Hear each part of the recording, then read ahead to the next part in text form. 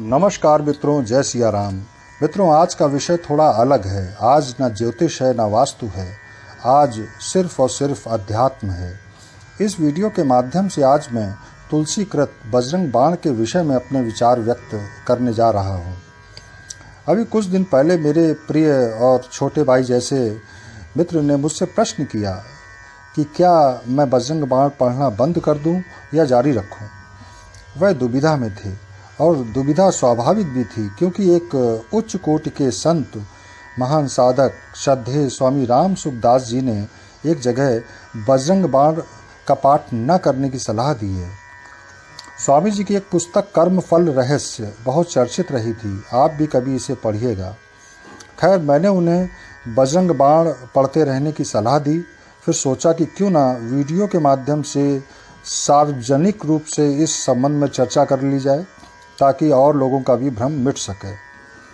स्वामी जी ने बजरंग बाण के पाठ की जो मनाही की है, उसका आधार एक आध स्थानों पर हनुमान जी को प्रभु श्री राम यानी उनके आराध्य की दुहाई या शपथ दिलवाई गई है।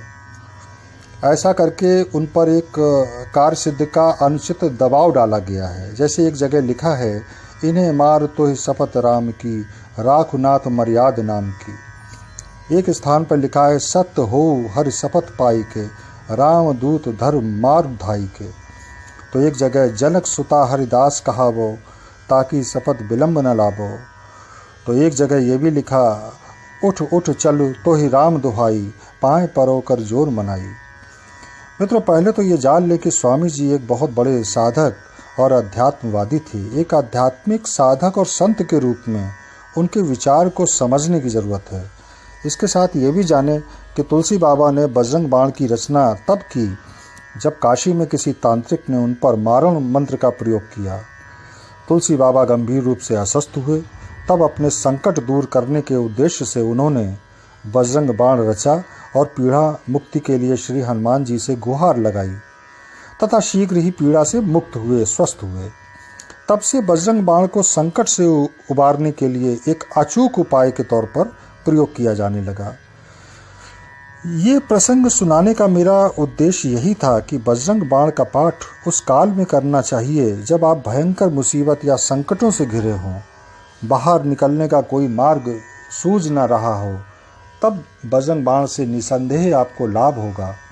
इसका पाठ कभी भी अनैतिक कार्य सिद्धि के लिए या सामान्य कष्ट या बाधा से घबराकर या अनावश्यक भौतिक सुख साधन की प्राप्ति या सांसारिक सुख सुविधा के लिए, गैर जरूरी लाभ के लिए सकाम भाव से नहीं करना चाहिए।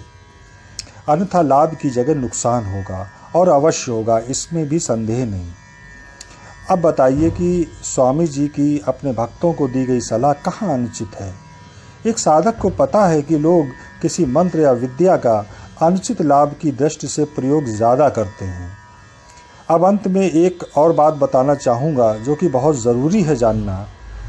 वह महत्वपूर्ण बात यह है कि उद्देश्य के आधार पर प्रार्थना उपासना दो प्रकार की होती हैं, सकाम और निष्काम उपासना।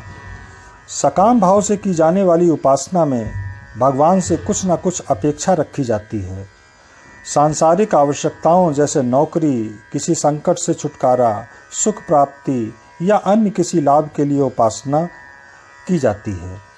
इस प्रकार की प्रार्थना या उपासना में हानि भी मिल सकती है।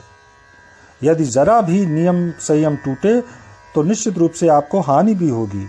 दूसरे, इस उपासना से हमारी आध्यात्मिक ऊर्जा का भी अपव्यय होता है। जबकि निष्काम प्रार्थना उपासना में कोई सांसारिक अपेक्षा नहीं जुड़ी होती, अतः इसमें लाभ ही लाभ है, हानि हो ही नहीं सकती। इस उपासना में हम पर प्रभु की कृपा हमेशा बनी रहती है। हमें आध्यात्मिक ऊर्जा व उन्नति के साथ साथ हमारी सांसारिक आवश्यकताओं की पूर्ति भी होती रहती है। क्यों? क्योंकि हम प्रभु से कोई अपेक्षा नहीं रख रहे। इसलिए निष्काम भाव से कोई भी उपासना हितकारी होती है।